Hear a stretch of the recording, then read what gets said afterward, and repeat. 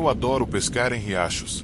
Há algo sobre estar sozinho nas profundezas das montanhas, perto das águas correntes, que parece quase sagrado, pelo menos para mim. Mas, em todos os anos que passei pescando em lugares remotos, tive algumas experiências que não consigo explicar, algumas que ainda pesam na minha mente. Gostaria de compartilhá-las com vocês. Há um certo riacho em Fukushima que gosto de visitar. Naquele dia, como em qualquer outro, estacionei meu carro, saí e caminhei até a beira da trilha da floresta para verificar as condições do rio antes de descer a água. Parecia promissor. Mas, assim que me inclinei levemente para frente, algo me atingiu com força. Uma força como a de uma mão forte empurrou o meu ombro esquerdo. Tropecei para frente um passo, com o coração martelando no peito. Virei-me, esperando ver alguém atrás de mim, mas a trilha estava vazia. Nenhum caminhante, nenhum pescador, nenhum animal farfalhando no mato. Apenas o silêncio das montanhas, o zumbido do rio abaixo e o leve farfalhar das folhas ao vento. Um arrepio percorreu minha espinha. O rio não era particularmente largo, mas as margens estavam cheias de arbustos emaranhados. Seria um incômodo até mesmo lançar minha linha corretamente. Algo em mim azedou com a ideia de pescar lá naquele dia. Voltei para o carro e dirigi rio abaixo, sem nunca olhar para trás. Acho que estava me sentindo supersticioso, mas algo me dizia para dar o fora da lei. Algum tipo de pressentimento, algo não me queria lá naquele dia. Outra vez, eu estava dirigindo ao longo de um riacho em Akita, procurando um bom ponto de entrada. Avistei o lugar perfeito, então parei. Bem quando estava prestes a descer em direção à água, notei outro pescador já lá. Decidi esperar, sentado no carro, fumando um cigarro e deixando o tempo passar. Eventualmente, olhei de novo em direção à água. O pescador tinha ido embora. Tinham se passado apenas alguns minutos. Eu nem tinha chegado na metade do meu cigarro, mas ele havia desaparecido completamente. Nenhum sinal de movimento rio acima ou rio abaixo. Nenhum som de passos. Nenhuma pegada levando para longe. Era como se ele tivesse sido apagado da paisagem. Um pouco nervoso, mas ansioso para pescar, decidi tomar o lugar dele. No momento em que lancei minha mosca, um peixe praticamente saltou sobre ela. Ataque após ataque, uma quantidade quase anormal de mordidas veio na minha direção. E foi quando pensei, como o pescador anterior poderia ter ido embora? Se ele estivesse pescando com mosca como eu, não havia como o peixe estar tão ansioso, a menos que ele não estivesse pescando. Nada. Pesquei por horas, afastando aquela sensação estranha, até que finalmente voltei para o carro e sentei ali, pensando sobre o ocorrido. Um nó se instalou em mim. Minha mente lançou um monte de perguntas para as quais eu não tinha resposta. A única saída rio abaixo estava bloqueada por uma barragem de 10 metros de altura. Não havia nenhum carro no ponto de entrada. Então, como ele tinha chegado lá? Também não vi nenhum carro estacionado ao longo da estrada enquanto eu vinha. Se ele tivesse estado lá antes de mim, o peixe não deveria estar mordendo tão agressivamente logo depois. Saí rapidamente depois disso, olhando para o espelho retrovisor com mais frequência do que normalmente faria. Uma tarde, depois de uma manhã satisfatória de pesca em GMA, decidi explorar um tributário que eu não tinha visitado antes. Era um lugar aberto e brilhante, onde a luz do sol caía sobre o leito do rio, fazendo a água brilhar. Normalmente, o lugar assim me faria sentir à vontade. Mas, desde o momento em que pisei na margem, algo parecia errado no ar. Pesado. A serenidade habitual das montanhas estava faltando, substituída por um estranho silêncio opressivo. Tentei me livrar da sensação e me concentrei na minha mosca, observando-a flutuar com a correnteza. Mas, por mais que tentasse, eu não conseguia me concentrar. Minha pele formigava. Alguém estava me observando. Virei-me de novo, mas não havia nada. Ninguém. Ainda assim, eu sabia que alguém estava lá. Não na altura dos meus olhos, mas mais abaixo, à esquerda, cerca de 1,5 metro atrás de mim. Parecia tão claro quanto a presença de uma criança sentada nas pedras, com os joelhos puxados até o peito, me observando pescar. Mas a única coisa atrás de mim era uma dispersão de pedras do rio. Apertei minha vara com mais força. meu pulso martelando nos ouvidos. Meus instintos gritavam para eu sair, mas eu fiquei congelado, preso entre o medo e a descrença. Então, como algum tipo de liberação, uma voz quebrou a tensão. Pegando alguma coisa, estremeci, girando para ver um homem mais velho, um local, pela aparência das roupas ásperas e do rosto curtido de sol. Ele havia emergido das árvores, provavelmente um trabalhador florestal. Forcei um riso, balançando a cabeça. Não, realmente. Ele acenou com a cabeça e apontou o rio abaixo. Você viu o rápido lá embaixo? Segui seu olhar até o local onde o rio se tornava violento, a água branca batendo nas pedras irregulares. Sim, vi no caminho, respondi. Ele suspirou. Semana passada, uma criança se afogou lá. Estava brincando em águas rasas e foi levada pela correnteza. Senti o sangue sumir do meu rosto. Olhei para trás, para o local onde eu havia sentido a presença, aquele pedaço vazio de pedras. Foi o suficiente para mim. Arrumei meu equipamento e fui embora, sem dizer mais nada. Dirigi passando pela corredeira onde a criança morreu. A correnteza rugia, implacável, como se nunca tivesse tirado uma vida. Mas eu sabia melhor. E, quando olhei para trás, para o rio, uma última vez, não consegui me livrar da sensação de que alguém, em algum lugar, ainda estava me observando.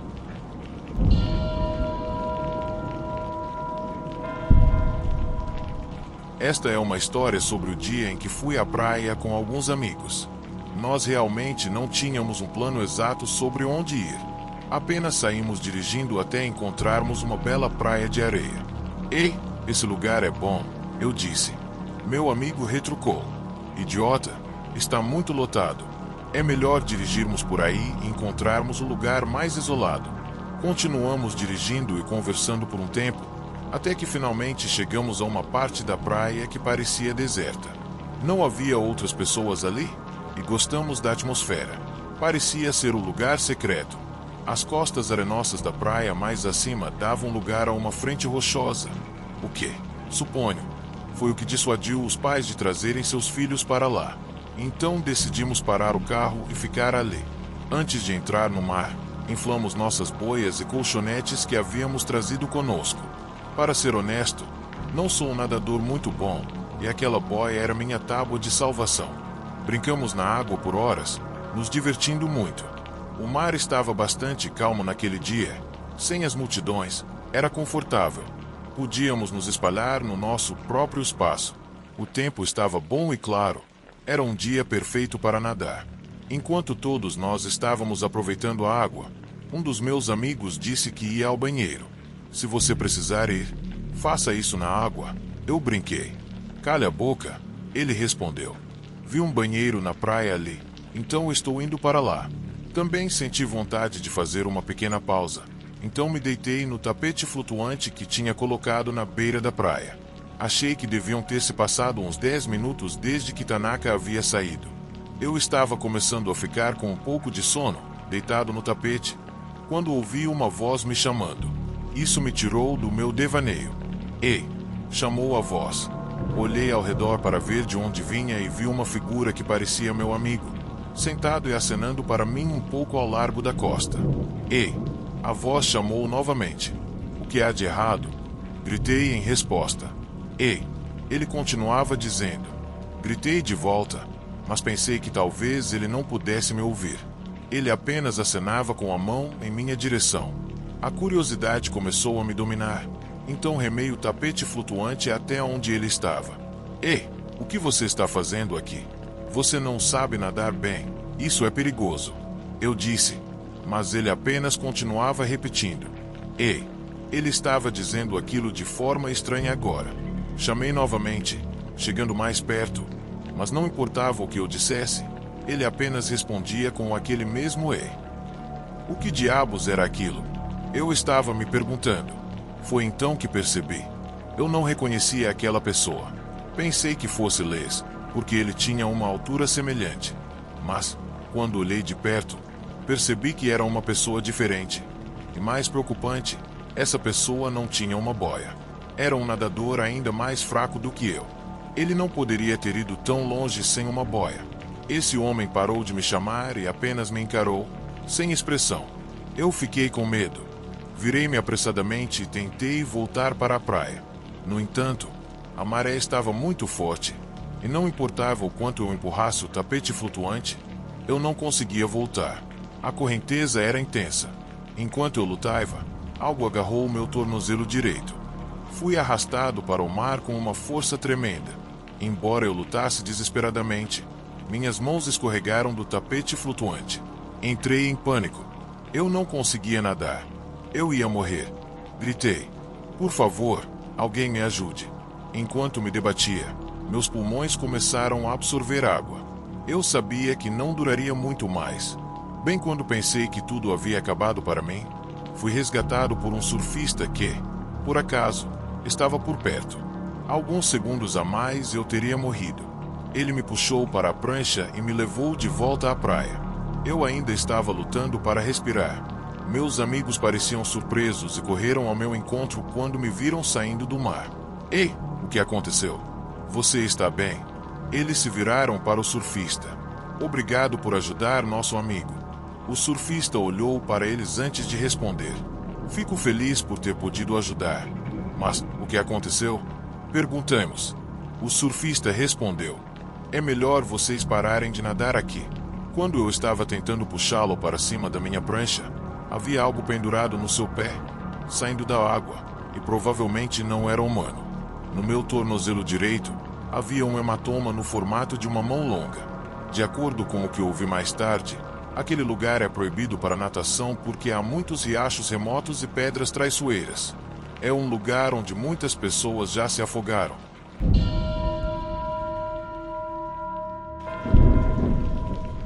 Essa é uma história de quando eu era apenas uma criança, ainda na escola primária.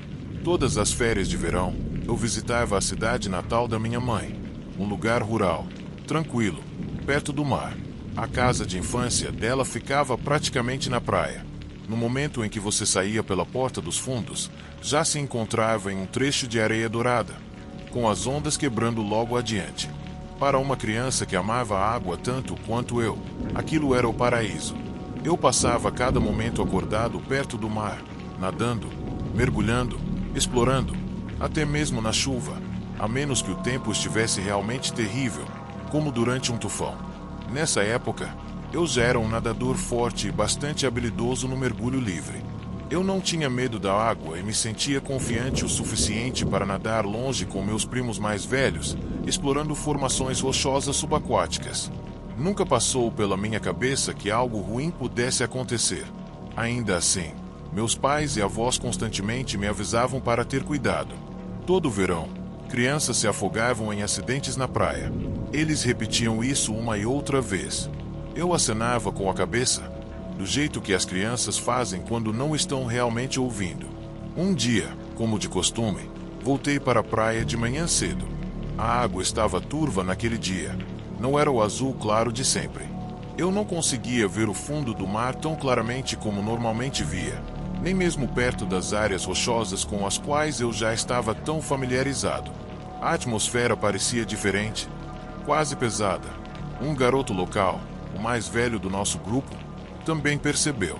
Ele parou de repente e disse: "O mar está de mau humor hoje." E completou: "Quando ele está bravo, pode te puxar para baixo. Vamos voltar." Eu não entendi o que ele quis dizer, mas os outros o levaram a sério imediatamente. Era algum tipo de código do interior que eu não compreendia. Acho que havia algo em sua voz, calma, mas firme, que me dizia que aquilo não era apenas um aviso casual.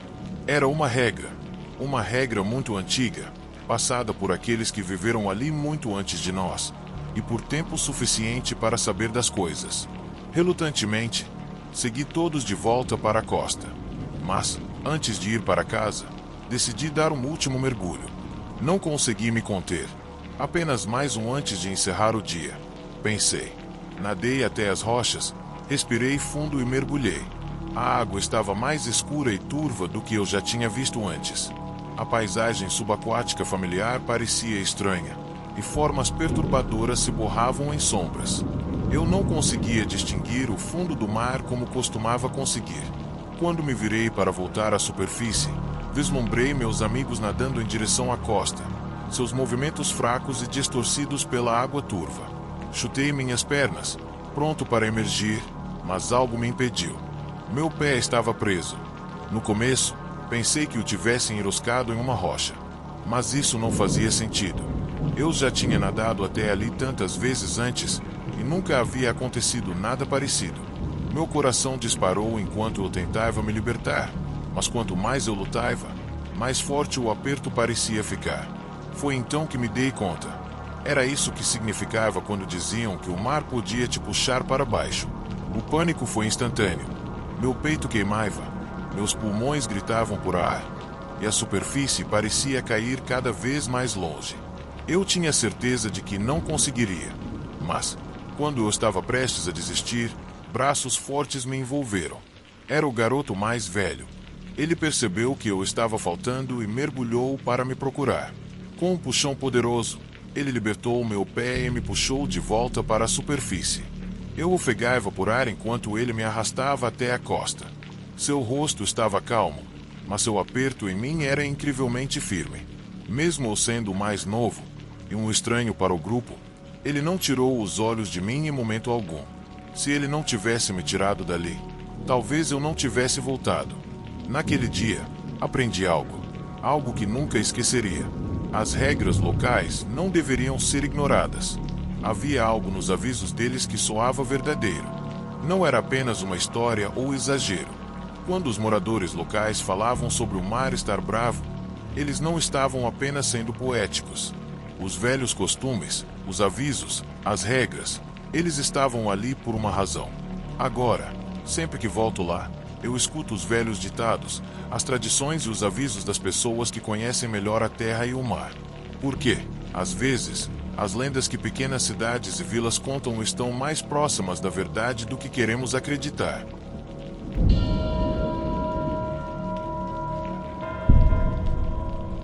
O dever de casa das férias de verão sempre incluía uma tarefa temida: escrever uma redação. Dessa vez, o tópico era simples: o que você fez durante as férias de verão? Quando chegou a vez dela, Haruka escreveu sobre sua viagem à praia. O verão acabou e todos nós voltamos para a escola. Durante nossa aula de idioma, nosso professor, o Sr. Tanaka, começou a ler as redações de todos em voz alta, um por um. Ele desceu pela lista de presença até chegar à vez da Haruka. A redação dela era simples, apenas um relato inocente de seu dia. Eu fui para a praia. Estava tão animada para nadar que coloquei meu flutuador e pulei na água. No momento em que o Sr. Tanaka leu essa frase, a sala de aula explodiu em gargalhadas. Em algum lugar no fundo, alguém zombou. Flutuador? O que você é? Uma criança? Tão idiota?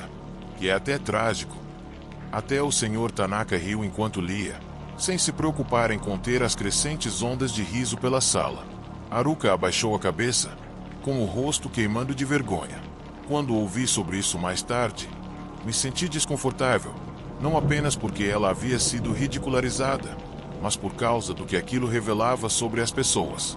Haruka sempre sofria bullying assim. O professor simplesmente deixava acontecer? Ou era outra coisa? O jeito como todos riam, tão confiantes, tão seguros de si, parecia horrível. Todo ano, pessoas se afogam no oceano, em rios e piscinas. Todo verão, as notícias falam de outro acidente trágico. E, no entanto, as pessoas riam de alguém por ser cuidadosa, por querer se manter à tona. Você sabe, as pessoas sempre pensam que isso não vai acontecer com elas, de qualquer maneira. Anos depois, acabei trabalhando no mesmo escritório que Haruka, e éramos muito amigáveis. Foi ela quem me contou sobre sua redação na escola. Achei cruel que ela tivesse sido ridicularizada em tão tenra idade por algo que seus pais provavelmente a fizeram usar enquanto nadava. Mas eu não estava preparado para o que ela me contou depois. Quando falou, a voz de Haruka estava baixa, mas as palavras dela me gelaram até os ossos. Você sabe que às vezes, quando há um acidente de afogamento, o noticiário pode divulgar o nome da vítima, certo? Eu assenti. Isso aconteceu alguns anos atrás. Alguém se afogou, e o nome que anunciaram no noticiário. Ela hesitou, olhando para sua mesa. Era o mesmo nome da pessoa que riu de mim. No começo, me perguntei se ela estava inventando, mas era uma coisa tão estranha de admitir para um colega de trabalho. Quem zombou dela realmente morreu? Ou foi apenas uma coincidência assustadora? Eu não sei se estou me lembrando errado, mas ela parecia calmamente satisfeita enquanto me contava isso. E isso me deu arrepios. Ela estava certa. Porém, uma coisa é certa: quando você zomba da natureza, quando acredita que é intocável, ela tem um jeito de te lembrar o quão frágil você é. Eu não vou esquecer isso. E não vou tomar minha própria segurança como garantida. Porque, no momento em que você fizer isso, você pode não voltar.